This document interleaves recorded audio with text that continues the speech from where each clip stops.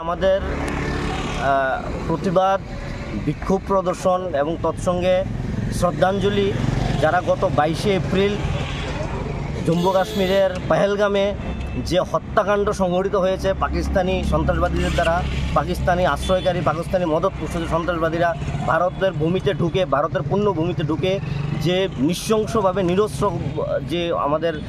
যে ভাইরা ছিল, যে টুরিস্টরা ছিল, এখানে ঘুরতে গিয়েছিল ফ্যামিলিদের নিয়ে, তাদের উপর যে হত্যালীলা চালিয়েছে, ওদের আত্মার সদ্গতি কামনা করে এবং ওই হত্যাকারীদের প্রতি বিক্ষোভ প্রদর্শন করে আমরা এখানে সম্মিলিত হয়েছি। দ্য ইন্ডিয়ান অ্যাসোসিয়েশন অফ ফিজিওথেরাপিস্টের সমস্ত মেম্বাররা, সমস্ত অফিস বিয়াররা এবং কোয়ালিফাইড ফিজিওথেরাপি এবং ফিজিওথেরাপি ছাত্রছাত্রীরা আমরা প্রশাসনের কাছে, ভারত সরকারের কাছে এবং ত্রিপুরা সরকারের কাছেও আবেদন জানাচ্ছি যাতে ওই হত্যাকাণ্ডে সঙ্গে জড়িত সমস্ত হত্যাকারীদের, মদতপুষ্টকারী, ওই হত্যাকাণ্ডের মদতকারীদের যাতে, আশ্রয়কারীদের যাতে পাকিস্তানের যে সরকার, পাকিস্তানের যে সামরিক বাহিনী ওদের প্রতি যথেষ্ট শক্তিশালীভাবে এই সর্বোচ্চ থেকে সর্বোচ্চ শাস্তি ওদের প্রদান করা হয়, এই আবেদন আমরা রাখছি আজকের এই আমাদের সমস্ত আইএপি মেম্বার এবং আইএপির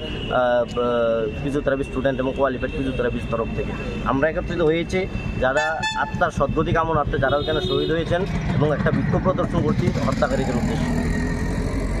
আমি ডক্টর বীরবর দেবনাথ, আমি the Indian association of physiotherapy রাজ্য শাখার সভাপতি। আমার সঙ্গে আছেন আমাদের সাধারণ সম্পাদক ডক্টর সৌম্য ভট্টাচার্য, আমাদের ট্রেজারার কোষাধ্যক্ষ doctor Anshuman Dasgupta, joint secretary doctor Rajan Chowdhury, আমাদের সঙ্গে আছেন ডক্টর রিনি চক্রবর্তী, উনি আমাদের মহিলা শাখার সমন্বয়কারী এবং অন্যান্য ইসি মেম্বার, আমাদের আইএপির মেম্বার, রাজ্যের